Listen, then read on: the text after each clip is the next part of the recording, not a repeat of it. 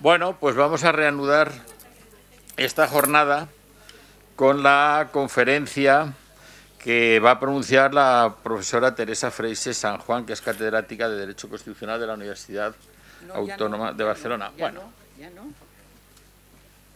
¿Eres emérita? No, tampoco. No, bueno, nada. es que se ha jubilado, pero yo pienso que el catedrático que se jubila sigue siendo catedrático. Sí, pero no de la universidad. Hasta el final. Bueno, pues es catedrática, lo fue Eso es. de la Universidad Autónoma de Barcelona y además es catedrática Jean Monnet ad personam. Eso es hasta vitalicio, ¿no? Eso sí. Y bueno, es una persona europeísta como pocas las hay en España, preside el colectivo, la Asociación Ciudadanos por Europa, la Fundación Cultura Libre, siempre con objetivo de europeizar, porque ella ha trabajado muchísimo en Europa, ha vivido en Bruselas y ahora lo comprobaréis. Y además ha sido una activista catalana en defensa de la Constitución y del Estado de Derecho. Y nos va a hablar de la lealtad constitucional y de los mecanismos informales en el Estado autonómico. Es una personalidad en España en el ámbito del derecho constitucional y en el ámbito jurídico. La habréis visto, la habréis oído en emisoras de radio, la habéis visto en televisión.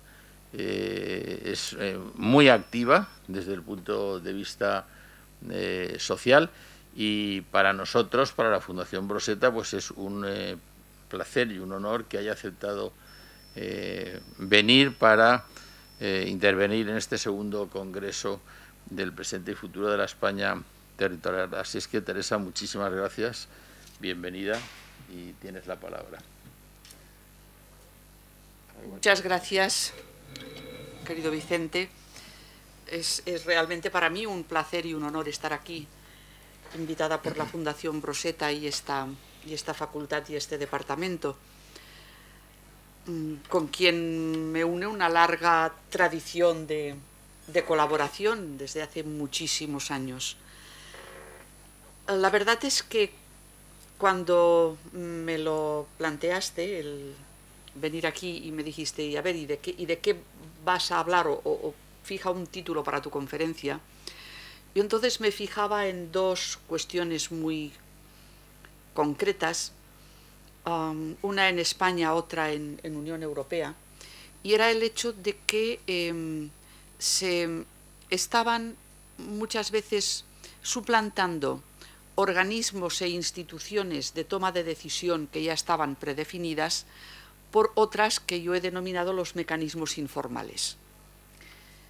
Concretamente eran dos los ámbitos en los que en aquellos momentos, hace pues nada, 3 o 4 semanas que me propusiste el venir aquí, se producían estas cuestiones. Una era en el ámbito de la discusión que existe entre un sector, yo no digo nunca Cataluña, digo un sector de Cataluña y el resto de España, y por otra parte lo que sucedía en determinados mecanismos de toma de decisión que existían en Unión Europea. Pero resulta que justo antes de venir leo en prensa que en el País Vasco el PNV reclama también la puesta en marcha de un mecanismo informal. Digo, bueno, pues es que estamos de moda. Es que el tema no se circunscribe únicamente a estos dos ámbitos que yo quería plantear, sino que parece que se esté extendiendo.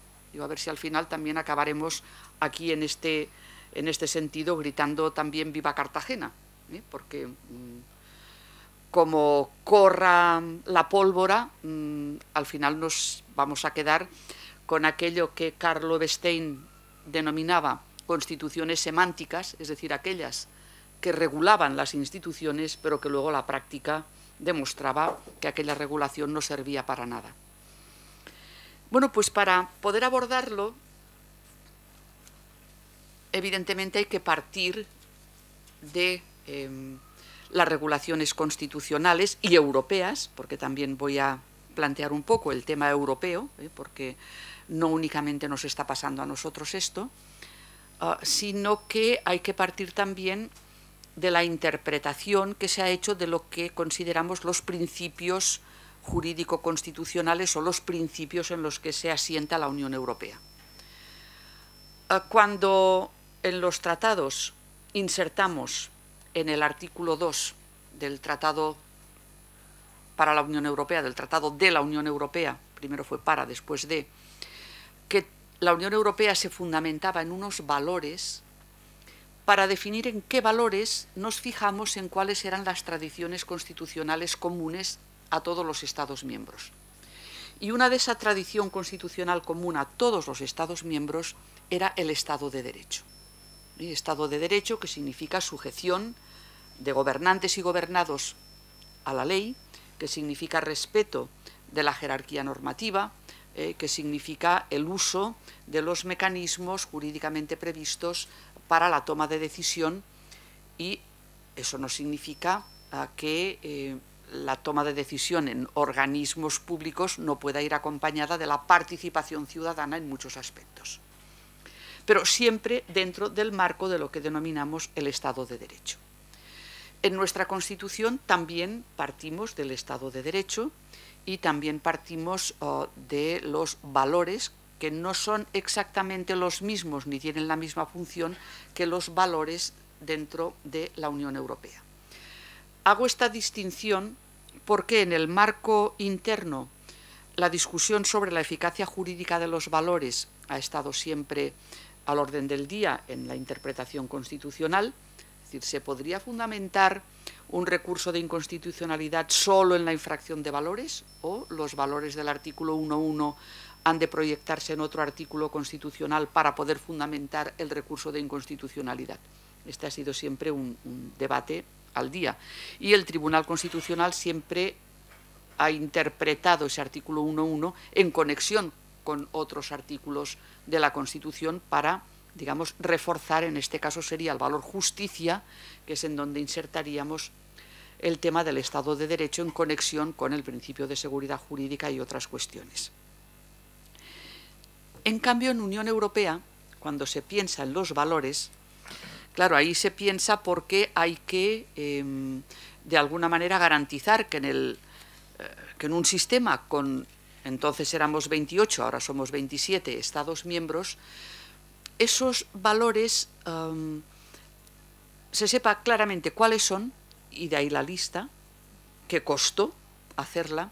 Yo entonces trabajaba en el grupo que coordinaba Giuliano Amato dentro de la Convención para el Futuro de Europa. Costó mucho definir la lista porque, claro, las tradiciones constitucionales comunes son muchas más que las que están en el artículo 2, pero hubo que sintetizar para poder pensar en cuáles serían los valores imprescindibles para poder entrar en Unión Europea y mantenerse en ella.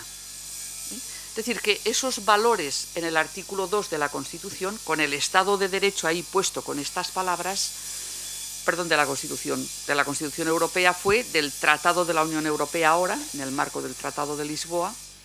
Esos valores del artículo 2 tienen una función que está descrita en los mismos tratados. Cualquier Estado que quiera entrar en Unión Europea tiene que comprometerse a respetarlos y defenderlos en común.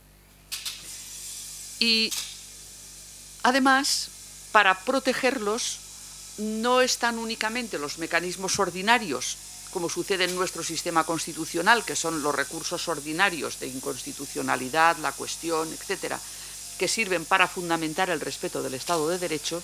En el marco de Unión Europea, además de los recursos ordinarios, aparece regulado un procedimiento de sanción por infracción de valores.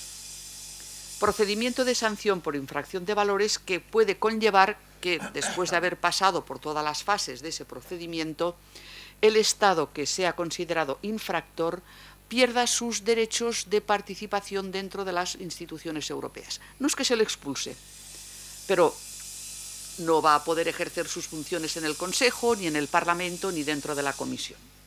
Con lo cual, pues esto sería una sanción tan grave que ya veríamos si ese Estado optaría por mantenerse dentro o por iniciar un procedimiento de salirse de la Unión Europea.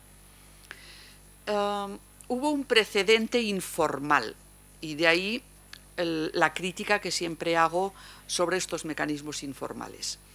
Fue cuando, hace ya años, en Austria, para poder formar la coalición federal del gobierno, no había una mayoría clara y se optó por incluir al partido de Haider, que gobernaba en el Land de Carintia, y que era considerado como un partido xenófobo, un partido que podía poner en riesgo la cohesión dentro de la Unión Europea.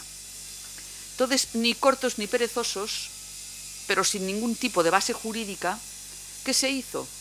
Pues se decidió, de facto, que no de iure, porque no estaba regulado, impedir que Austria tomara decisiones, ejerciera su voto en el Consejo, es decir, no pudo formar parte de las mayorías cualificadas dentro del Consejo. Sus parlamentarios se quedaron pues también sin poder emitir su voto y el comisario prácticamente sin poder ejercer sus funciones. Claro, esto provocó muchas críticas porque no podía ser que esto se hiciera sin tener una base jurídica. Duró 6 meses. El apartamiento de Austria de la toma de decisión duró 6 meses, porque no se sostenía. Y porque también, pues bueno, se vio que el hecho de que el partido de Haider, el partido de Haider formara parte de la coalición de gobierno en Austria, pues no puso en riesgo ninguna de las bases importantes dentro de Unión Europea. Pero quedó el recuerdo de este mecanismo informal, quedó el recuerdo y el recuerdo no era bueno. Por lo tanto, se pasó a regular este procedimiento de infracción, de sanción por infracción de valores. Porque entonces, si un Estado ponía en riesgo los valores de la Unión Europea, pues ya se sabía quién tenía que iniciar el procedimiento, cómo se iba a desarrollar, cómo intervendrían los gobiernos de los otros Estados miembros, cómo intervendría el Parlamento Europeo, cómo se podría defender el Estado concernido, porque no sería tampoco válido acusar a un Estado sin que se pudiera defender, y luego qué efectos podía tener la resolución de ese expediente, digamos, contra el Estado.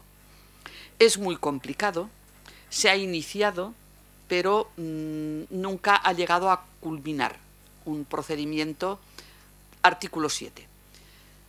¿Por qué? Pues porque, entre otras cosas, tal como está regulado, para poder condenar a ese Estado por infracción de valores tiene que haber unanimidad entre los Estados y se olvidaron de decir que el concernido no podía votar. Con lo cual, evidentemente, el Estado concernido siempre bloquearía ese procedimiento. Entonces, visto esto, se puso en marcha por parte de la Comisión un mecanismo más suave, el que se ha llamado el mecanismo pro artículo 7, en el que intervienen las instituciones europeas, se acompañan de la intervención de organismos expertos, como pueden ser los tribunales constitucionales de Estados miembros o la Agencia de Derechos Fundamentales de la Unión Europea o la propia Comisión de Venecia. Y este mecanismo preventivo, el pre-artículo 7, este es el que se está aplicando en el caso de Polonia y de Hungría. El de Polonia más avanzado, se está en la fase de negociación final, porque, claro, el Estado tiene que dar una respuesta, irse acomodando, etcétera, cuesta mucho. Ahí intervino la Comisión de Venecia, es a quien se llamó como entidad experta para reconducir la situación, y tenemos pues una manera de poder ver con una base jurídica ya más precisa qué hacer cuando un Estado plantea un problema de falta de respeto a los valores de la Unión Europea. Ha habido otros casos en Unión Europea. El más sonado últimamente fue el caso del presidente del Banco Central Europeo, antiguo presidente, Duijsenhofer, no me acuerdo bien cómo se llama, es impronunciable para mí ese nombre. Este señor, en las negociaciones previas a la creación de los fondos Next Generation EU, es decir, de los fondos para hacer frente al tema de la pandemia, en el marco de lo que es el Eurogrupo. El Eurogrupo es un mecanismo informal, no está regulado en los tratados. Está formado por los ministros de finanzas de los Estados miembros, el presidente del Banco Central Europeo, presidente de la Comisión, presidentes de las instituciones que pueden participar ahí. Entonces, en el marco de una reunión informal, porque el Eurogrupo es informal, calificó a los Estados del Sur de la manera más despreciable posible. Y claro, eso pues sentó muy mal. Estuvo a punto de dar al traste con la negociación preparatoria de los fondos europeos. Sentó muy mal, el tema llegó al Parlamento Europeo, pero claro, el Parlamento Europeo se encontró con las manos atadas, porque es un mecanismo informal, no está regulado. Si esos insultos los hubiera proferido el presidente de la Comisión Europea, se le hubiera podido hacer una moción de censura, que está prevista en los tratados. Y por lo tanto sería responsable ante el Parlamento. Pero resulta que al no estar regulado, el Parlamento Europeo sancionó por unanimidad, es decir, ni un solo voto en contra, al presidente del Eurogrupo, presidente de turno en aquellos momentos, pero como no había ninguna previsión al respecto, el presidente del Eurogrupo continuó siendo presidente sin que nadie le tosiera hasta que acabó su mandato. Entonces, una de las cosas que desde varias instancias hemos pedido ahora en la conferencia sobre el futuro de Europa es regulación del Eurogrupo. Es un organismo importante, es importante que exista una discusión previa entre los ministros de los distintos Estados miembros sobre estas obligaciones económicas que puede crear la Unión Europea, porque también les van a repercutir. Por lo tanto, si es un organismo importante, es un organismo que hace un servicio, pues que se le regule, qué puede hacer, cómo lo puede hacer, quién elige al presidente, qué responsabilidad va a tener frente a quién. Y por lo tanto, se ha pedido una regulación del Eurogrupo. Nos pasó también en estas discusiones preparatorias de los fondos europeos, que últimamente eso es lo que ha puesto en evidencia que se necesitan reformas importantes en el marco de la Unión Europea, nos pasó también en otro mecanismo informal que es la conferencia de presidentes. Conferencia de presidentes que suele preceder a los grandes consejos europeos y son los presidentes de las instituciones los que se reúnen también informalmente y suelen ser, porque ha sido época de pandemia, reuniones pues por videoconferencia.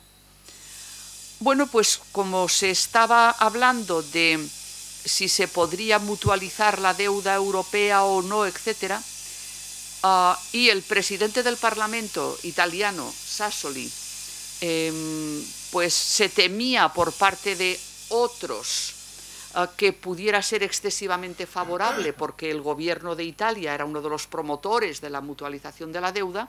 ¿Qué se hizo? Pues se hizo la conferencia de presidentes sin invitar al presidente del Parlamento Europeo, lo cual no deja de tener su qué, porque es el único presidente directamente elegido por la población. Entonces, que se decida excluir a partir de un mecanismo informal, pero importante para poder tomar decisiones importantes, al único presidente que deriva de la elección popular, pues realmente no es algo que parezca ni pertinente, ni conveniente, ni legítimo en el marco de una Unión Europea que quiere ser un modelo también en estas cuestiones. Por lo tanto, también hemos pedido que se regule la conferencia de presidentes. Es que está bien que existan estos mecanismos, pero que sepamos a qué atenernos con ellos, porque tanto mecanismo informal, pues al final no sabemos en lo que podría derivar. Y digo esto sobre Europa para pasar al caso de España. Lo he enmarcado en el título de la conferencia entre lo que sería la tensión entre lo que podríamos denominar la lealtad constitucional y el uso de estos mecanismos informales. La lealtad constitucional es un principio, es decir, que deriva de las normas constitucionales, aunque no está inscrita con esta terminología dentro de la Constitución. Es el Tribunal Constitucional el que la ha hecho derivar de la Constitución, sobre todo en la primera vez la sentencia 122 del año 83, pero que después ha reiterado en la 119 del año 90 y en la 42 de 2014, entre otras muchas. Significa este principio que, aunque nosotros no seamos, según el Tribunal Constitucional, una democracia militante, es decir, un sistema en el cual tengamos que, digamos, en el cual no esté permitida la crítica directa a la Constitución, que está permitida la crítica directa a la Constitución, sí que es un principio que tiene una consideración procedimental, es decir, que implicaría que aunque discrepáramos de las regulaciones constitucionales, esa discrepancia tendría que incardinarse dentro de los mecanismos de procedimiento que la hicieran posible esa crítica. Es decir, si queremos reformar la Constitución en el sentido que sea, necesitamos reformarla con el respeto a los procedimientos de reforma. Si lo que necesitamos es reformar el funcionamiento de una institución, tenemos que tener presentes los mecanismos que la regulan para ver cómo la podemos reformar. Y esto es lo que implicaría la lealtad constitucional. Podemos discrepar de las regulaciones constitucionales, pero tenemos que hacerlo dentro del respeto a los procedimientos. Es tan importante este principio de lealtad constitucional que sin él no existiría lo que podemos considerar el procedimiento que la garantizaría en el caso de que quebrara, porque ello deriva en prácticamente todas las constituciones de nuestro entorno en la instauración de mecanismos que de alguna manera pues conducen a poder exigir que los procedimientos funcionen.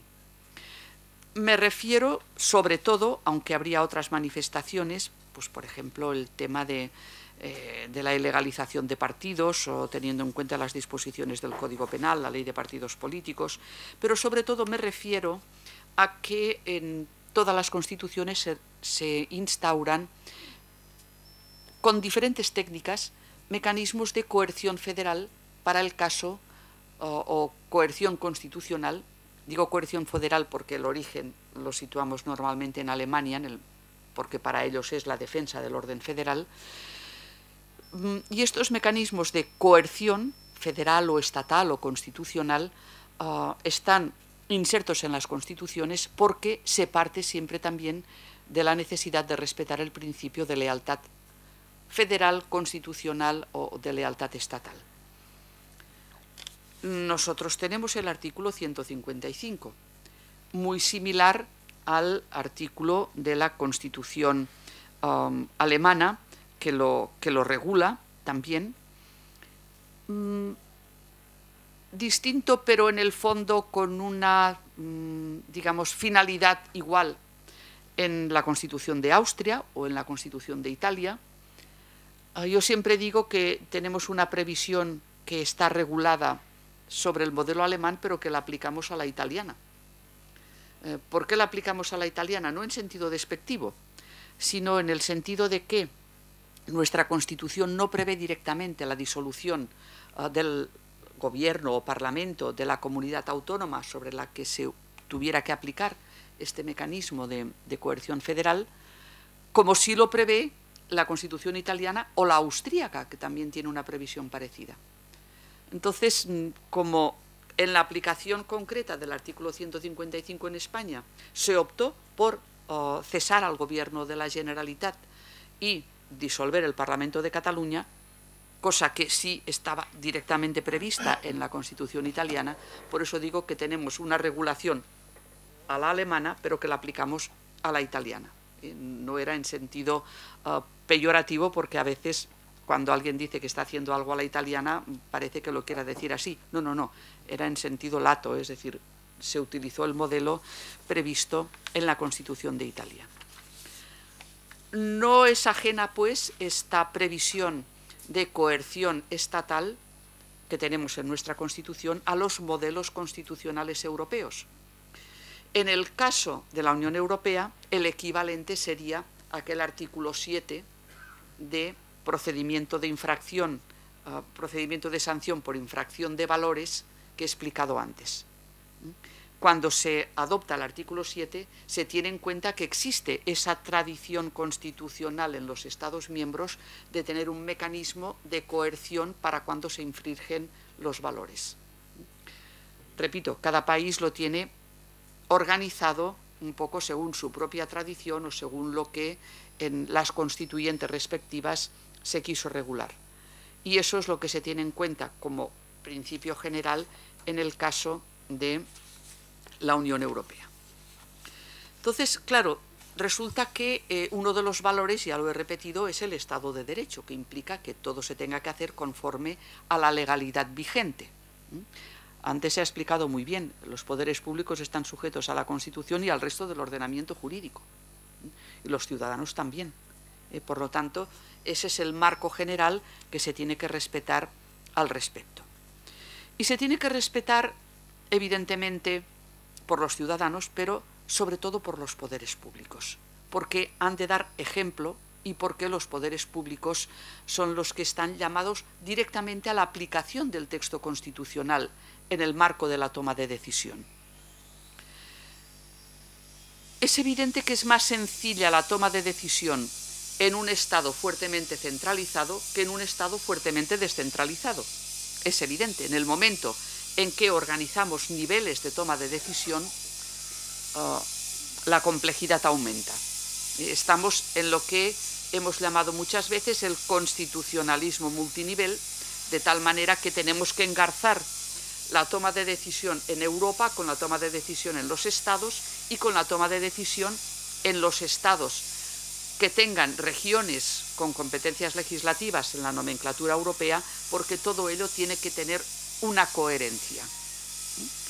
Entonces, eso significa que se tienen que crear instrumentos que permitan obtener esa coherencia, instrumentos de toma de decisión que estén coordinados.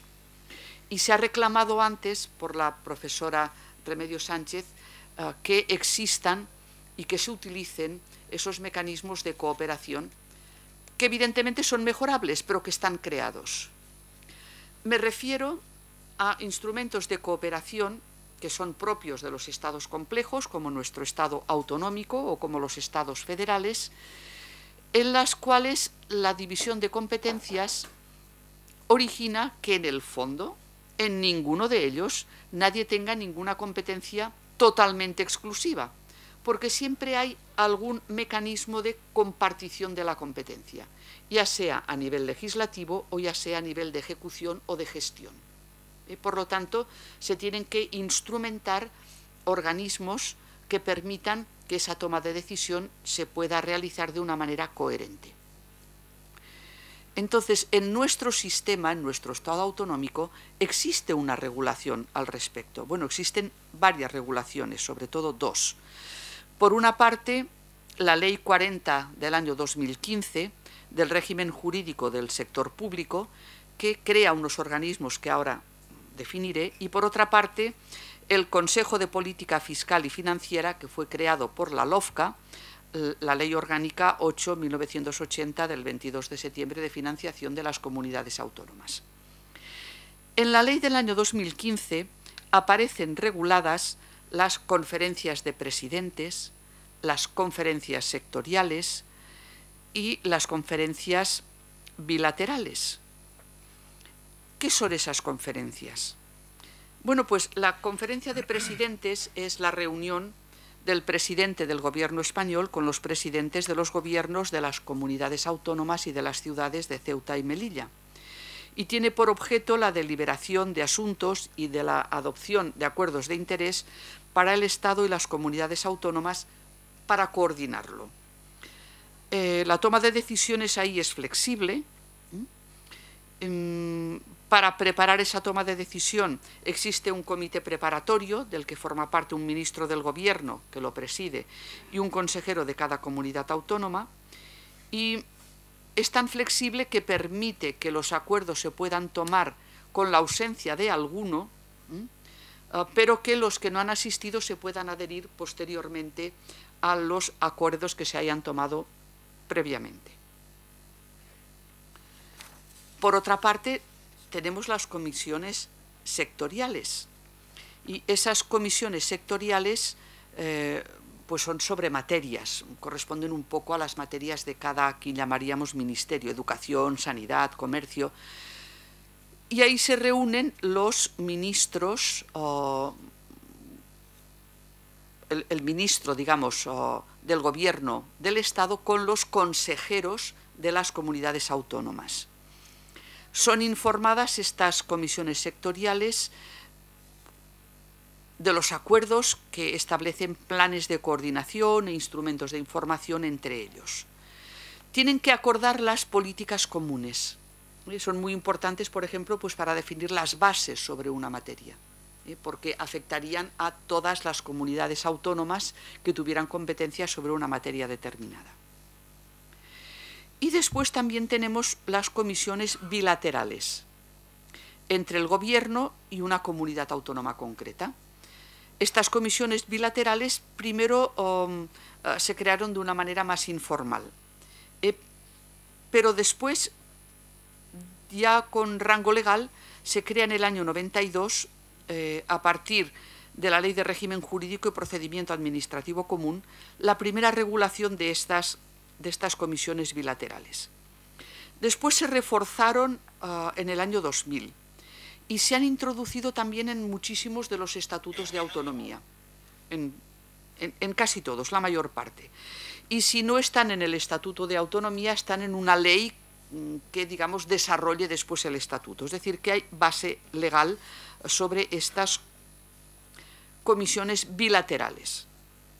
Entonces, claro, aquí ya me pregunto lo siguiente. Si resulta que tenemos regulada la conferencia de presidentes, tenemos regulada la comisión sectorial para la materia que sea, y tenemos regulada la comisión bilateral entre Estado y cada una de las comunidades autónomas, ¿a qué viene crear mecanismos informales para tomar decisiones en materia que puedan afectar a veces a todas las comunidades autónomas y otras veces a una comisión determinada?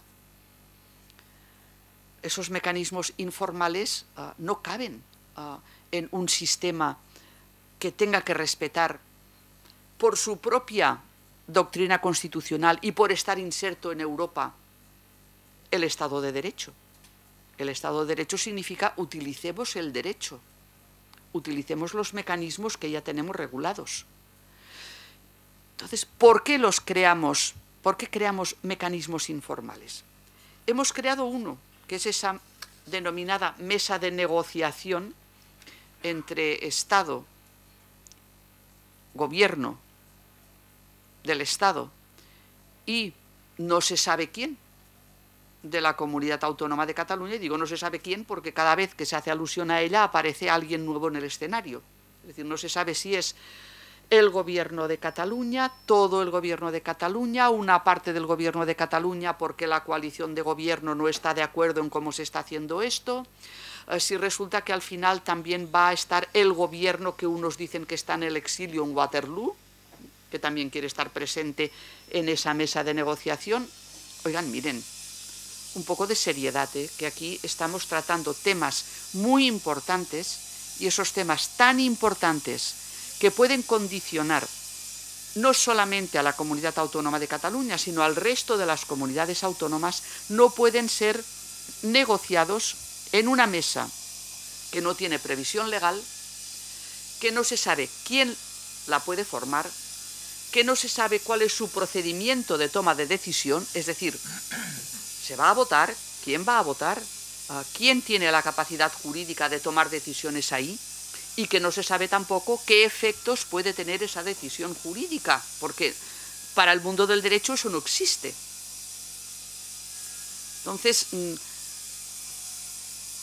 yo he sido muy crítica y continuaré siéndolo, porque lo soy también en el marco de la Unión Europea, no lo voy a ser si lo soy en el marco de la Unión Europea, en el marco de mi propio país.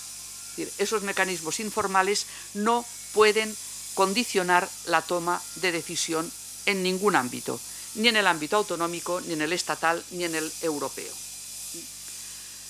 Y bueno, claro, no contentos con que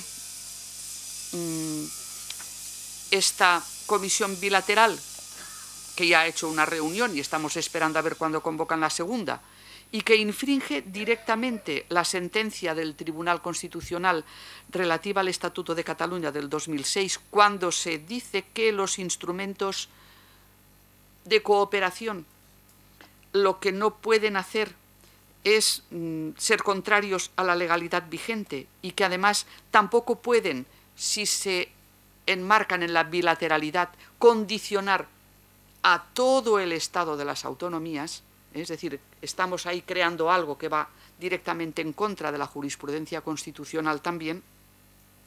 No se pueden buscar pretendidas argucias legales de decir, bueno, pues ya veremos de qué manera conseguimos legalizar lo que allí se haga, porque es totalmente rechazable hacerlo en base a un órgano que no existe, con un procedimiento que no está marcado, con una toma de decisión que no se sabe cuál va a ser y que no conocemos qué efectos puede llegar a tener eso.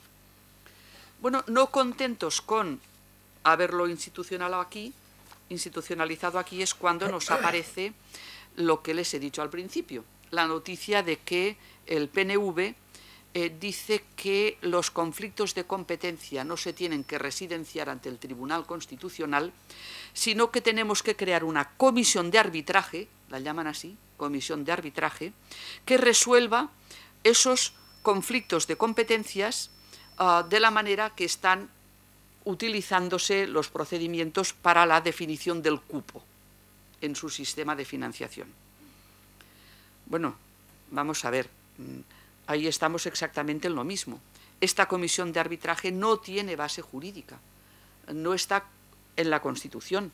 No estamos hablando aquí de un desarrollo de las previsiones que puedan hacer referencia a su modelo de financiación, que ya tiene bastantes problemas y ya veremos cómo se encauza, porque choca con no únicamente, no el modelo del concierto, que eso está bien definido en la Constitución y por lo tanto mientras ahí está, sino el cálculo del cupo puede tener distintas variaciones. Yo no soy experta en ello, no voy a entrar ahí, pero sé que los que son expertos lo afirman, por lo tanto, podríamos ver de qué manera ese cálculo no fuera insolidario, que es de lo que se le acusa.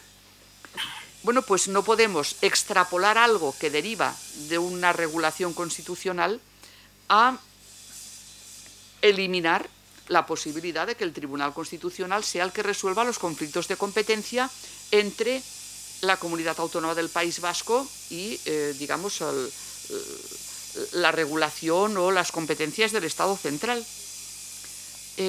Esto sería terrible, porque sería añadir a un problema que ya tenemos bastante importante en el marco del tema de Cataluña, sumarle otro para el tema, digamos, del País Vasco. Si a ello añadimos en la insistencia que tienen también de eliminar el recurso previo sobre los estatutos de autonomía, pues al final va a resultar que no estaremos ni tan siquiera ante un modelo federal, sino que estaremos ante un modelo que algunos denominan confederal, porque no habría nadie que controlase lo que hicieran las comunidades autónomas y que, francamente, eso rompería el modelo que se creó en 1978. Es un modelo que costó mucho de definir, costó tanto que ni se acabó de definir, como se ha explicado bien antes. En la Constitución española se marca el camino de acceder a la autonomía en los distintos techos competenciales, pero poco más, la regulación de los principios básicos de las instituciones que los estatutos de autonomía tienen que regular y muy poquita cosa más. No se pudo cerrar en aquel momento, se intentó, como se ha recordado por parte del profesor Vicente Garrido, se intentó encauzarlo con la denominada LOAPA, que fue declarada anticonstitucional en su mayor parte, y la hemos llamado LOAPilla desde entonces, porque, claro, quedó tan poco de ella que esta desnaturalización de la norma, pues dio origen a todas estas grandes diferencias que existen en determinadas regulaciones entre las comunidades autónomas. Y claro, este principio de lealtad constitucional, una se pregunta, vista la trayectoria que ha habido en determinados sitios, si se ha quebrado a partir de un momento determinado o si tiene una quiebra de origen. Y me lo pregunto por lo siguiente. En Cataluña hicimos el primer estatuto de autonomía inmediatamente después de haberse aprobado la Constitución, el estatuto del 79. Y en el año 81-82 ya es cuando se acuerda, por parte de la convergencia de entonces, aquel documento que conocimos con el nombre de Programa 2000, en el cual se fijaba ámbito competencial por ámbito competencial las características que desde ese partido político se consideraban esenciales para, decían, catalanizar Cataluña, lo cual eso era un nombre ya bastante complicado. ¿Qué es eso de catalanizar Cataluña? Como si Cataluña no fuera suficientemente catalana, daba la impresión.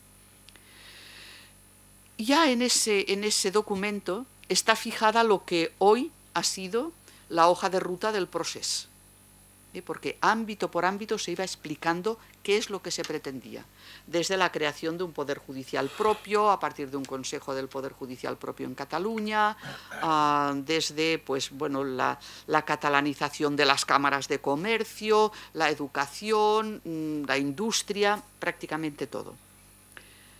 Si resulta que eso se define a principios de los 80, justito después de haberse aprobado la Constitución y el Estatuto de Autonomía, ¿qué tenían en mente?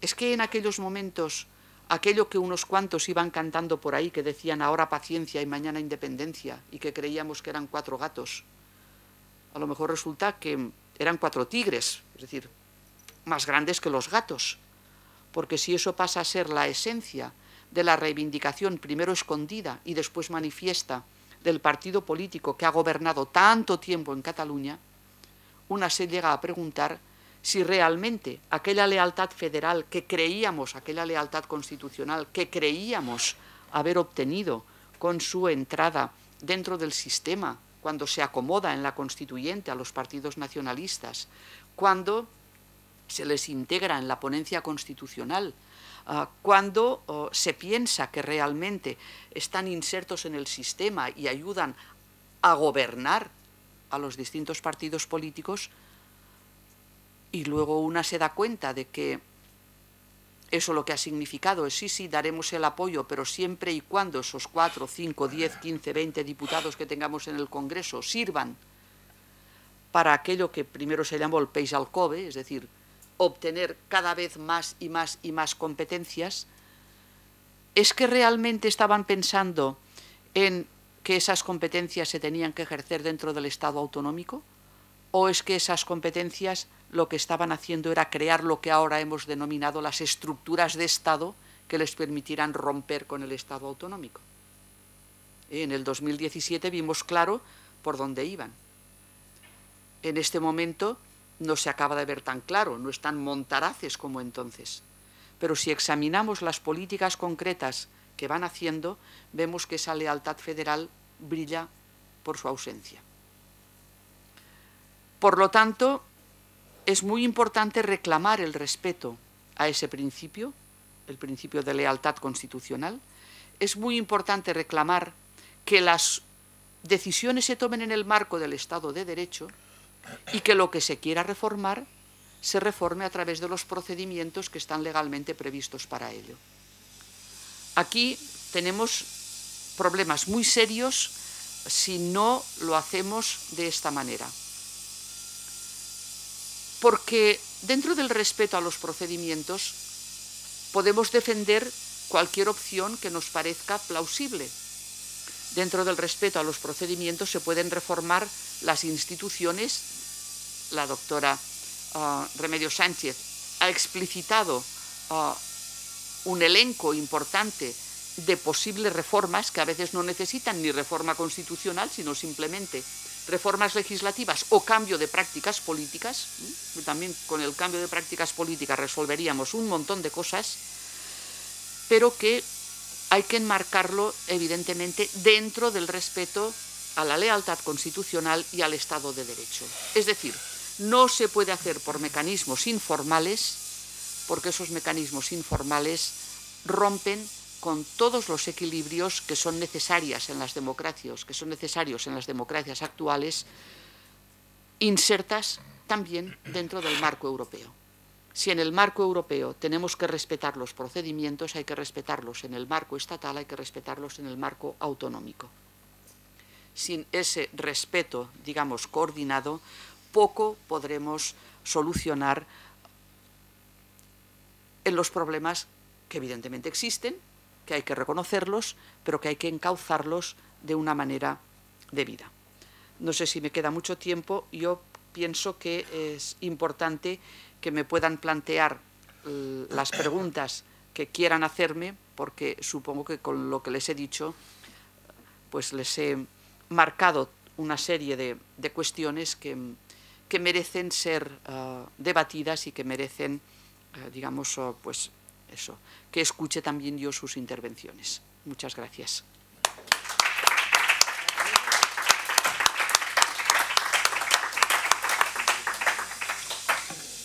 Muy bien, pues muchísimas gracias, Teresa, por tu interesantísima aportación. Y efectivamente tenemos ahora unos minutos antes de dar paso al siguiente panel para que podáis preguntarle a la profesora Freixes cualquier tema que queráis en relación con lo que se está tratando.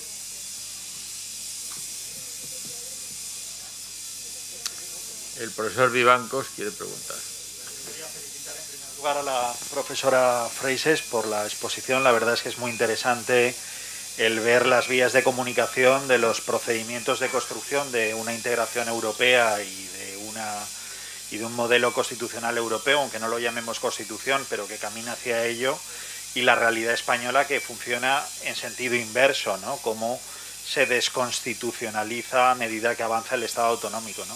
Yo he estudiado el caso vasco y a mí me preocupa casi más que el caso catalán, precisamente porque al final ellos cuentan con la disposición adicional en la Constitución, que en definitiva es como una especie de salvaguarda de decir que ellos estaban antes que la Constitución y por lo tanto se pueden permitir todo tipo de licencias. El Plan Ibarretxe no salió, pero en definitiva la tríada en la que se basa pues son los derechos históricos del pueblo vasco, la unidad territorial que supera el marco nacional, el marco estatal, y fundamentalmente también otros instrumentos como son los derechos históricos y esa bilateralidad que en definitiva pues apuntaba a su intervención. A mí lo que me gustaría preguntarle es por qué el Estado autonómico, en lugar de cerrar esa coordinación, esa cooperación entre distintos niveles territoriales, algo que intenta Aznar en el año 2000 y no lo consigue precisamente por la oposición de los de siempre, ¿por qué se ha ido acomodando precisamente a esa realidad? La conferencia de presidentes tenía que ser un paso en la federalización y no una cogobernanza para desconstitucionalizar y avanzar un poco en un modelo confederal. Las comisiones bilaterales al final eran la negación precisamente de ese marco federal, porque era la vía tú a tú con el Estado, dando una legitimidad a los gobiernos autonómicos que no tenían, ¿no? Entonces, ¿por qué el Estado autonómico, lejos de cerrarse o lejos de institucionalizarse, se ha ido acomodando a esa realidad autonómica, siempre pensando que han sido ellos los que han tirado del modelo autonómico, porque realmente el cambio institucional, los estatutos de segunda generación, el marco bilateral, el blindaje de competencias, los organismos en paralelo? O sea, en Cataluña, por ejemplo, se operó un cambio donde desapareció el Consejo Jurídico Consultivo y se creó el Tribunal de Garantías Estatutarias, que pretendía ser como una especie de remedio de constitución, de Tribunal Constitucional, ¿no? Entonces, no me extraña lo que ha contado ahora de la experiencia vasca que busca sustraerse a la jurisdicción del Tribunal Constitucional. Entonces, ¿por qué en definitiva el Estado autonómico se ha ido adaptando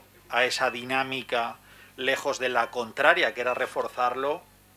¿Y cuál cree que es un poco la vía de solución o la arquitectura un poco que se tendría que seguir para que ese Estado autonómico fuera viable? Muchas gracias por la pregunta, porque es realmente el meollo de la cuestión. La doctora Remedios Sánchez ha aludido a la partitocracia que nos invade.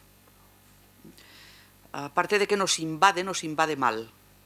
¿Por qué? Porque no han sido los grandes partidos capaces de generar un acuerdo mínimo sobre las grandes cuestiones de Estado. Y al no ser capaces de generar ese acuerdo mínimo sobre las grandes cuestiones de Estado, ¿qué han hecho? Han ido siempre buscando y comprando los votos de los nacionalismos periféricos, de todo pelaje, de cualquiera.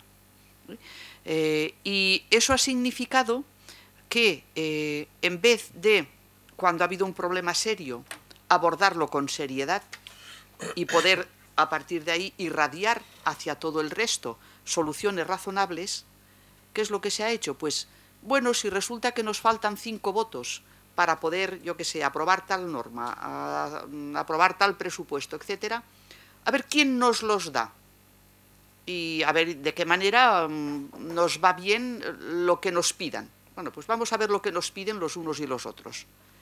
Y a partir de ahí, pues, se llega a un acuerdo de mínimos con el partido que sea, aunque represente una parte ínfima de la población española, y a partir de ahí se genera esa dinámica y se genera la centrifugación. ¿Sí? Porque es que estos instrumentos de cooperación son instrumentos, todos ellos de base federal o federativa. Existen en Alemania, existen en Estados Unidos, existen en los modelos federales netos más importantes, y es a partir, pues, de esa conjunción y de esa toma de decisión conjunta entre los órganos de la federación y los órganos federados que se toman las decisiones. Pero eso significa que los órganos de la federación tienen que tener muy claro lo que es la federación. Y eso es lo que yo veo que aquí no tienen muy claro. No lo tienen muy claro. Fíjense qué es lo que ha pasado en estos últimos años, por ejemplo, en Alemania, o lo que ha pasado aquí. ¿Cuántos años de gran coalición se han vivido en Alemania entre democracia cristiana y socialdemocracia? Que han sentado unas bases a partir de las cuales poder hacer frente a los grandes problemas que se han tenido de integración en Europa, la pandemia, el tema de las migraciones, el tema de los fondos europeos. Todo esto Alemania lo ha podido reconducir bien porque ha habido una conjunción importante entre los dos grandes partidos. Y esto es lo que ha hecho que, pasada esa etapa, se pueda abordar ahora una etapa diferente, con una coalición distinta, pero que no plantea una ruptura con lo hecho anteriormente. De hecho, el canciller actual pues había estado de vicecanciller con Angela Merkel.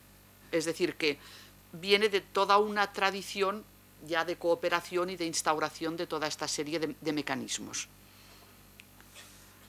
Aquí esto es impensable, es decir, ¿cómo podemos conseguir, y esto es una cosa que nos lo hemos preguntado 1000 veces, que hemos firmado 80.000 manifiestos, mañana vamos a presentar el enésimo, es decir, aquello que dices, bueno, ¿dónde más hay que firmar, no? Pero eso, ¿para qué nos tiene que servir? ¿Cómo se puede conseguir que los grandes partidos políticos se tomen en serio que el país es cosa de todos? Que no podemos abordar los temas que nos ocupan de integración en Europa, de la pandemia, de la política internacional, de la ruptura del eje transatlántico. Es decir, los grandes temas que ahora tenemos no se pueden abordar si no es desde una visión, digamos, más que responda más a lo que es la inmensa mayoría del pueblo español. España ha avanzado cuando se ha centrado. Y cuando se ha ido dispersando por las periferias, España ha ido para atrás.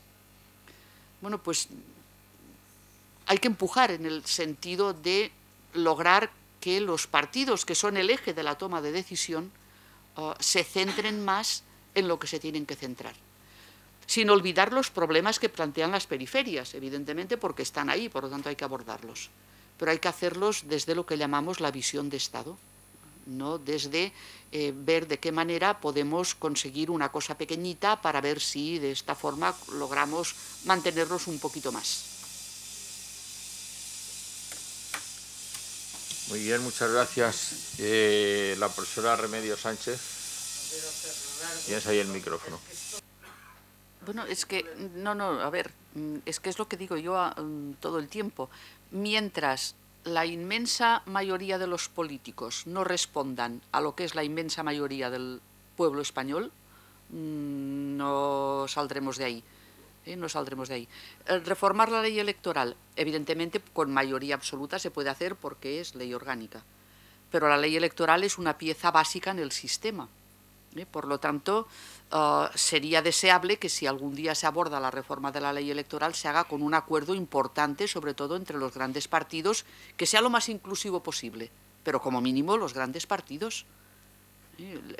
Los desastres empezaron cuando se empezó a orillar a determinados partidos políticos, y se pensó que unos eran más legítimos que otros. No, miren, es que en democracia la legitimidad se gana a partir de la acción de gobierno, y la acción de gobierno implica el respeto a todas las opciones y por lo tanto a la inclusión de todas las opciones en la toma de decisión. Pero claro, cada una con su peso. Cada una con su peso. Tengamos la ley electoral que tengamos, ahora tenemos esta. La de Cataluña es peor. Yo ahora ya me he empadronado en Lérida porque estoy más contenta. Mi voto ya vale 2,5 veces más que el que tenía antes cuando vivía en Barcelona. A ver, ¿esto es lógico? Esto no es lógico. Pero que tampoco es lógico que esto esté acordado en un estatuto de autonomía y con una cláusula especial de que para modificarlo se necesiten los 2/3 del Parlamento de Cataluña. ¿Desde cuándo? Pues esto está regulado así, necesitamos los 2/3 para modificarlo, es decir, nunca. Por lo tanto, o volvemos a la época de los grandes acuerdos, o si no, no vamos a salir de ahí. Lo malo es que, por el momento, los grandes acuerdos se ven muy lejos. Pero eso no impide que dejemos de trabajar por conseguirlos. Hay que insistir en ello, hay que insistir en ello.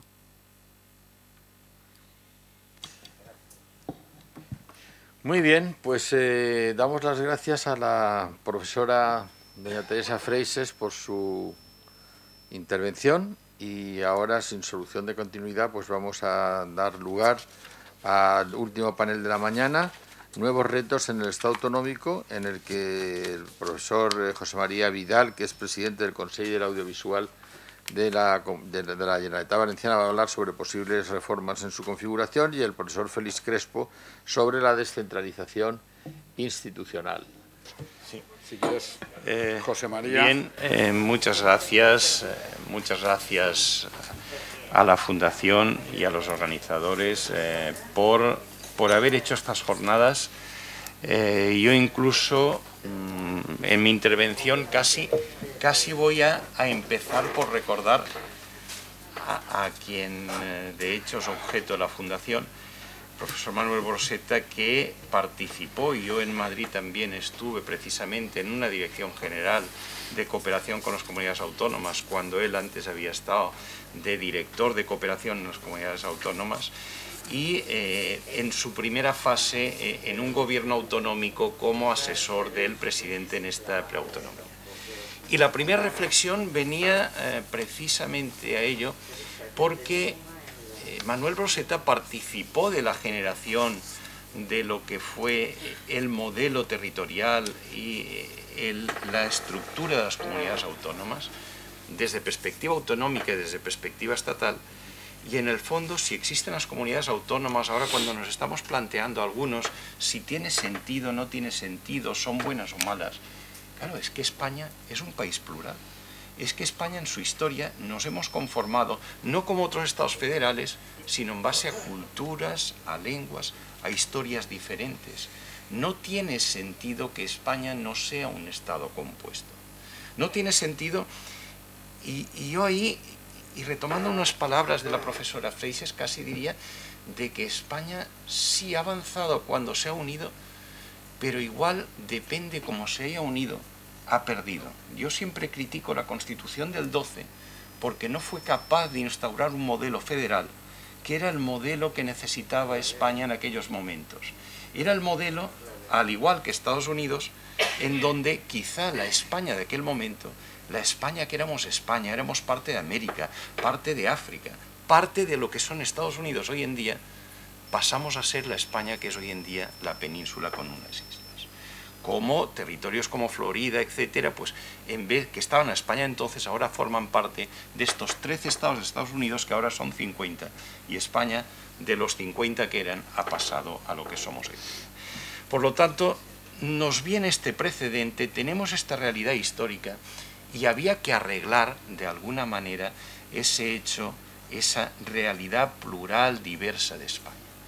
¿Cómo se hizo? Pues se hizo precisamente, y siguiendo con el profesor Manuel Broseta, se hizo precisamente asumiendo lo que ya se había hecho en la Segunda República. Porque es que antes de aprobarse la Constitución ya se habían aprobado los regímenes preautonómicos, no solo en Cataluña, no solo en Euskadi, sino también en la Comunidad Valenciana. Por cierto, en aquel momento, en esa discusión que yo creo que hemos aceptado, el régimen preautonómico del País Valenciano. Creo recordar que el decreto que lo aprueba en aquel momento es el régimen preautonómico, que después nuestro estatuto lo cambia, ¿no? Pero por lo tanto, partimos de esa base. Y partimos de esa base y de reconocer ese hecho que se articula en la Constitución, que se articula a través del artículo 2 y el título 8, no vamos a entrar ahora, y que se articula después con otro hecho, también para referirme al profesor Manuel Broseta, en base a una serie de acuerdos, continuando con la línea que planteaba la profesora Remedio hace un momento, es decir, la necesidad de estos grandes acuerdos. La construcción del Estado autonómico que la Constitución deja abierta porque en aquel momento todavía no se sabía cómo solucionarla, lo deja abierta, pero empieza a pactarse ya con los primeros pactos autonómicos de 1981, donde supongo, imagino, y así he leído, alguna intervención importante tuvo también el profesor Manuel Broseta, ¿no? Con un acuerdo genérico entre UCD y el Partido Socialista, para ver cómo llevábamos adelante este pacto autonómico, donde se acuerda al final, entre la duda que había si España tenía que ser solo una parte, comunidades autónomas, y el resto de territorio estatal, se acuerda que todos vayan a constituirse en comunidades autónomas, que todos los territorios de España se constituyen en comunidades autónomas. Se deja un poco pendiente el tema de Ceuta y Melilla, que se abordará unos cuantos años más tarde, de cuál es la solución que le damos, pero sí que el resto de territorios se vayan convirtiendo en comunidades autónomas, con algunas disonancias históricas curiosas. Por el tema del Castilla-La Mancha, por ejemplo, que cogen parte de Albacete cuando Rejón de Murcia había sido así, el tema de Castilla la Vieja, que era lo que en la actualidad es Cantabria más otra parte de regiones, la situación de Madrid. Al final, estas comunidades autónomas se van conformando, se acaban de conformar en ese periodo desde el 79 con el Estatuto Catalán hasta el 83, creo recordar que es el último estatuto, y las últimas comunidades, que son las que Extremadura, como se acaba de cerrar, Castilla y León con las dos comunidades, etc. Pero ya se consigue el primer paso, conformar un Estado autonómico donde todos los territorios se han convertido en comunidades autónomas. Siguiente acuerdo, a partir de ahí sí que es en el 92, y este vuelve a ser un acuerdo para seguir en la línea, en este caso ya de el Partido Popular y el Partido Socialista. Un acuerdo en donde lo que pretende decir, bueno, vale, es que había dos entradas, y esta mañana ya se ha explicado, dos formas de acceder a la autonomía, unas con competencias menores y otras con absolutas competencias, las históricas más Andalucía, más por la vía de atrás, Canarias y Comunidad Valenciana, pero el resto no tenían competencias en sanidad, en educación, digamos en los huesos de las competencias autonómicas, y por un pacto de los dos grandes partidos, en 1992 se llega al acuerdo de que todas tengan el máximo techo competencial. Por lo tanto, ese es el siguiente gran hito en esta construcción del Estado autonómico. Ahí ya lo siguiente, y si lo llegamos a reformas estatutarias, ya no de los acuerdos a nivel estatal de los grandes partidos políticos, pero sí los acuerdos en las diferentes comunidades autónomas entre los distintos partidos políticos, es el periodo 96-2000 fundamentalmente. Periodo 96-2000 por el que se acuerda avanzar en esta institucionalización mediante la reforma de estatutos. Se estaba prohibido que los parlamentos de las comunidades autónomas, teóricamente, sus sesiones duraban más de 4 meses. Se permite que puedan durar todo el año. Se limitaba que fuesen 10 los consejeros. Se permite que puedan aumentar los consejeros. Se prohibía que pudiesen haber elecciones intermedias. Lo hemos visto ahora con las elecciones de Madrid, ¿no? Se reforma para que puedan haber elecciones intermedias, caso de que pase, aunque después, salvo que tengan esa competencia reconocida de otra manera, cuando toca elecciones autonómicas, se volverán a hacer, ejemplo de Madrid, ¿no? Etcétera. Por lo tanto, ahí se avanza en esta nueva configuración. Incluso se avanza en un detalle que antes comentaban, en ceder competencias a las comunidades autónomas. Els Mossos d'Esquadra es una competencia cedida por Aznar en el momento mediante lo que permite la Constitución, que otorga la posibilidad de que en Cataluña, en lugar de la Guardia Civil, los Mossos d'Esquadra asuman una serie de competencias en tráfico, seguridad, etcétera. Después ya, ahí hay un periodo curioso, y en este periodo de mayorías absolutas, 2000-2004, es cuando empieza a generarse un enfrentamiento importante, es donde surge el Plan Ibarretxe y es donde se acuerda reformar el Estatuto de Cataluña. ¿Por qué? Porque en la Constitución no está bien definida. El modelo territorial, claro, está abierto. Y el gobierno de turno puede centralizar o descentralizar. Y si se fuerza mucho en la recentralización, generas problemas normalmente en comunidades autónomas.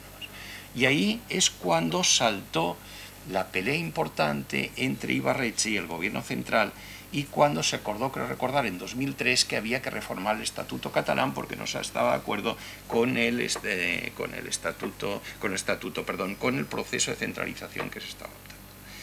Después, todo eso, digamos, se traduce o confluye en periodo 2006-2010, que son las reformas estatutarias, el periodo que llamamos de nuevos estatutos, donde a partir de cómo solucionar parte de esta crisis y cómo avanzar ya en la conformación definitiva del Estado autonómico, es donde se aprueban un conjunto de reformas estatutarias, donde se introducen ya en los estatutos estos mecanismos de cooperación. Muchos estatutos incluyen conferencias bilaterales, conferencias sectoriales, conferencia de presidentes no, pero es cuando se celebra la primera en 2005, estábamos en el Ministerio, me acuerdo de todo el montaje de conferencia sectorial, de conferencia de presidentes.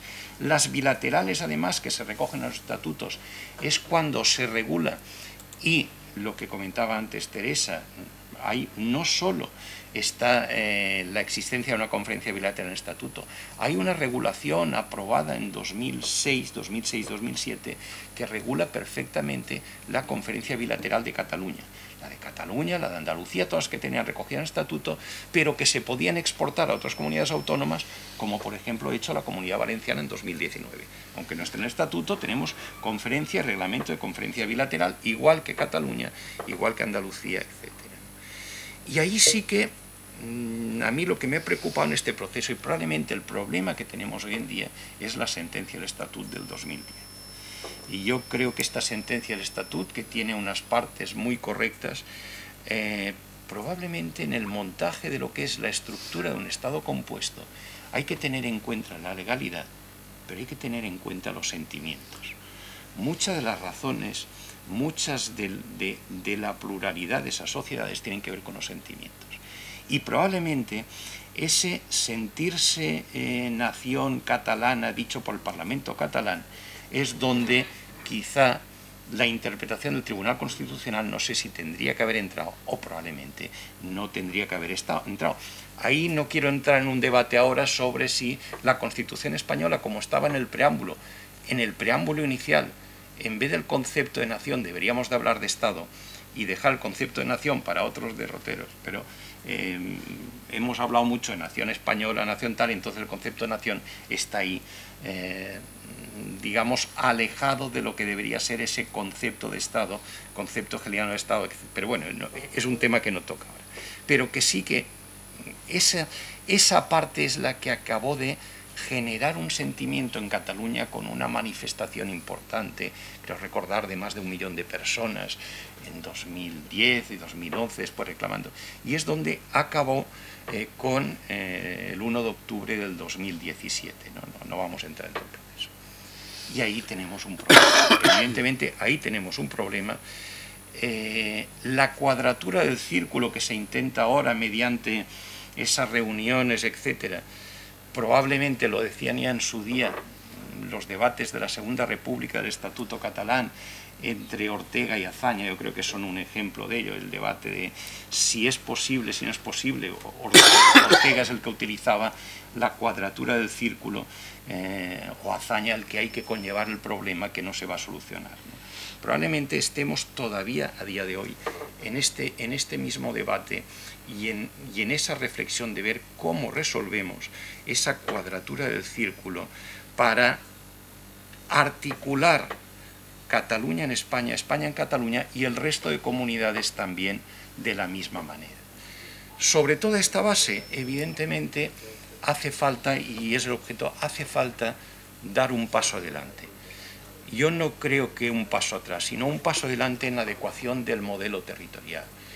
En esa adecuación del modelo territorial, yo soy de los que cree que la Constitución está muy bien. La Constitución española nos ha servido para muchos temas, para resolver de la misma manera. El artículo del matrimonio nos ha permitido, desde la aprobación de una Constitución cuando no existía ley del divorcio, para permitir que haya ley del divorcio, o permitir el mismo artículo que en estos momentos pueda haber un matrimonio en personas del mismo sexo o género, ¿no? Por lo tanto, la Constitución probablemente no hay que cambiarla tanto.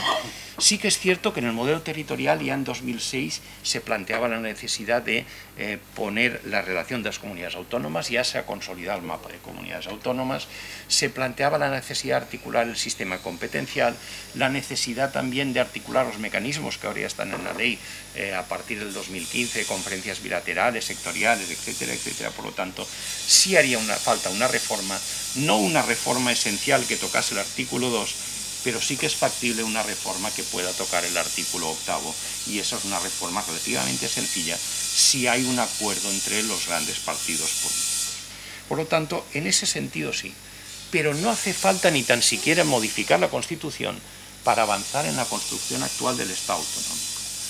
Un problema que tenemos es el Senado. Evidentemente el Senado, como Cámara de Representación Territorial, solo lo es porque se eligen 4 senadores por provincia. El resto de historias ya no sé dónde está. Está la reunión periódica de comunidades autónomas, etcétera, pero no cumple esa función. Por lo tanto, pero esa es una reforma legal, no constitucional. Puede mantenerse lo que dice la Constitución y cambiar totalmente el Senado. Hay que avanzar también en una reforma de administración general del Estado. Nosotros tenemos una administración general del Estado, administración estatal, que venía de una dictadura, que en la actualidad regula un modelo autonómico y que no ha cambiado. Hay ministerios, y hemos visto que pueden tener su importancia, como el de Sanidad, cuando en realidad las competencias en sanidad las tienen las comunidades autónomas. Y podríamos poner 50.000 ejemplos, desde modelos de investigación marítima que están en Madrid cuando no hay mar allí todavía, etcétera, ¿no? Entonces, hay que repensar lo que es el Estado, hay que repensar el modelo de Estado, el modelo de administración general, la ley del gobierno, para pensar que es un Estado compuesto y por lo tanto adecuarlo a esto. Hay que reformar el sistema de financiación autonómica. Mañana ustedes tendrán una ponencia al respecto y por lo tanto no voy a entrar en ello.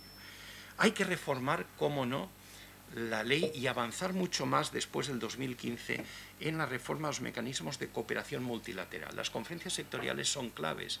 Es que ganaremos eficiencia, ahorraremos costes.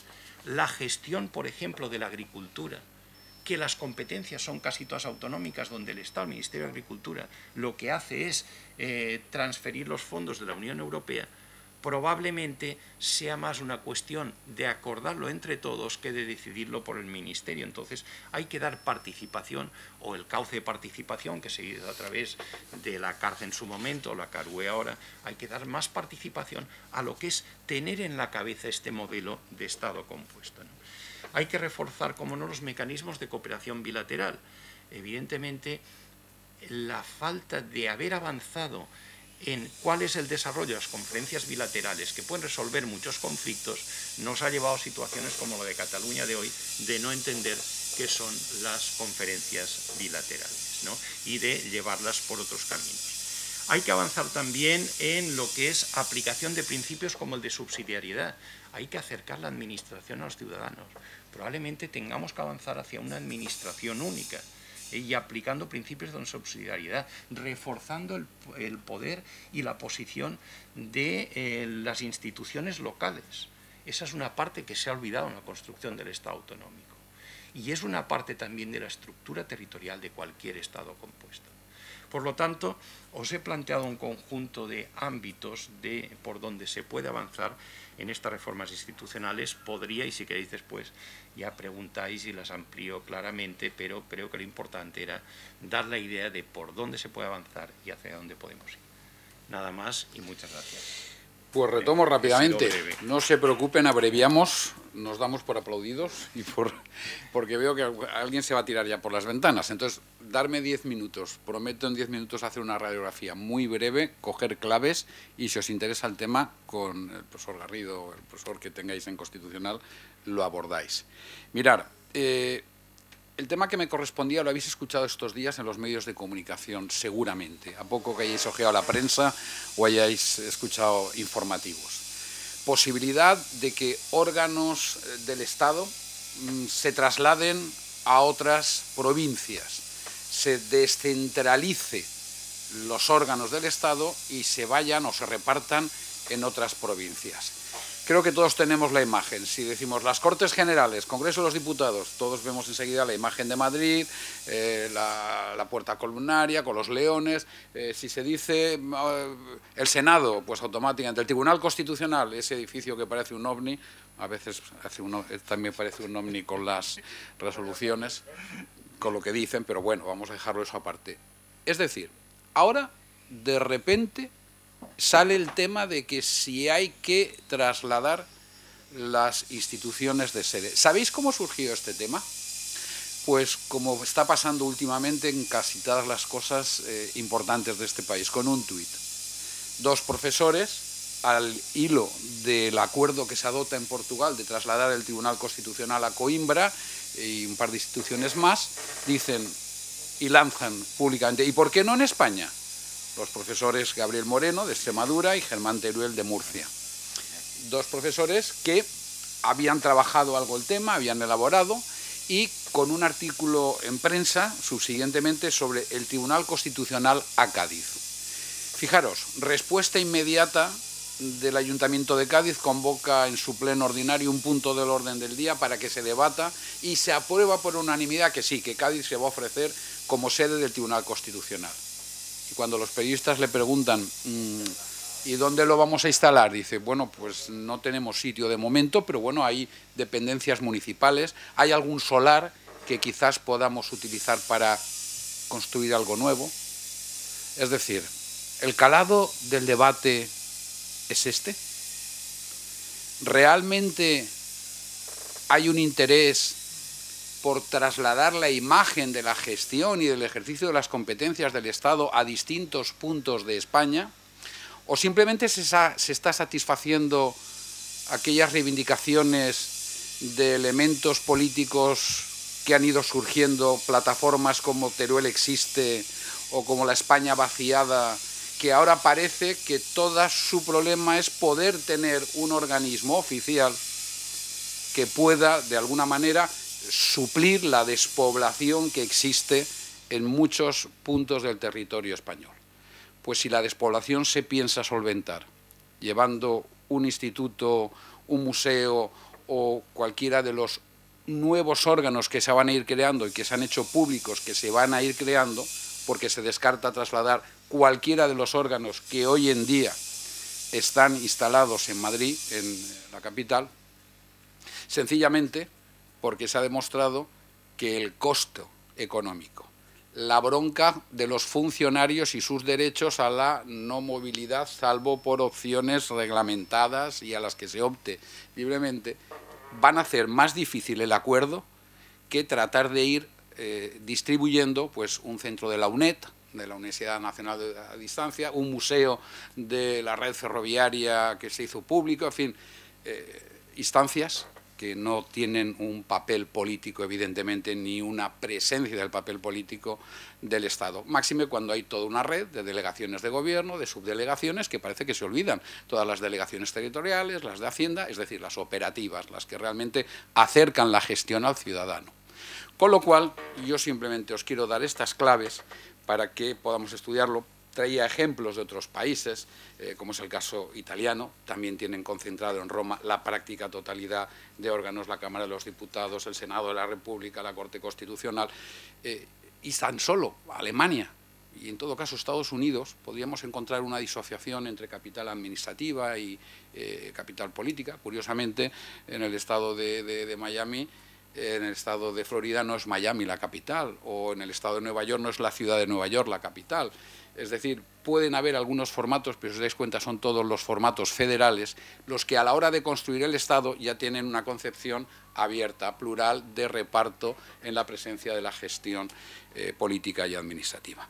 Yo en pocas palabras, y quiero simplemente concluir con 4 o 5 ideas que pueden ser las interesantes para trabajar, simplemente indicar que el objetivo, que es la descentralización, o así se nos ha querido plantear la cuestión, la descentralización, pretende primero evitar la despoblación, o se vende que esta descentralización pretende, ya no digo evitar, pero sí frenarla, paliarla.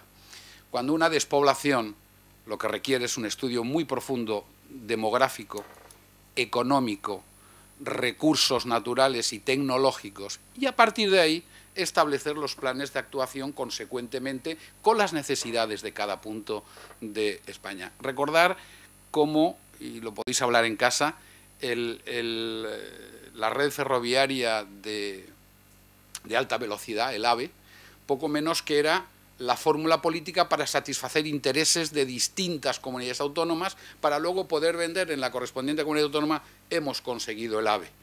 Y tenemos una red ferroviaria, en algunos casos deficitaria, costosísima, pero que ha sido la moneda de cambio para ir ganando un cierto peso específico dentro de la red de infraestructuras, con la consiguiente venta política, que es lo que le ha interesado al partido político de turno, de todos los colores. No estoy señalando o pensando en alguien. Claro, que ahora se reivindique esta descentralización por algunos varones soes es la manera de dejar quizás aparcado el auténtico debate que es la financiación de las comunidades autónomas. El auténtico papel político de las comunidades autónomas que ahora con la pandemia y la conferencia de presidentes hemos descubierto un órgano, el sentarse los 17 presidentes de las comunidades autónomas con el presidente del gobierno, pues que puede tener una cierta operatividad, amén de las cuestiones competenciales, de los temas puestos encima de la mesa, los acuerdos a los que se llegaban, o no, en función también del posicionamiento ideológico de unos y de otros del partido político al que representaban en una comunidad autónoma u otra. En cualquier caso, bienvenido sea si lo que se pretende es equilibrar la presencia de los organismos públicos del Estado en el territorio, pero que no suponga duplicidades, que no suponga mayor gasto, que no suponga mayor conflictividad y que sea una parte más de un estudio serio y profundo de cómo abordar la despoblación en determinadas zonas geográficas. Más gráfico y más resumido no lo puedo hacer. Os dejo el tema y si tenéis interés me brindo a ir a clase un día, a ampliar el tema, darlo con vuestro profesor y abordarlo con todo lujo de detalles. Pues chicos, gracias. No os quitamos más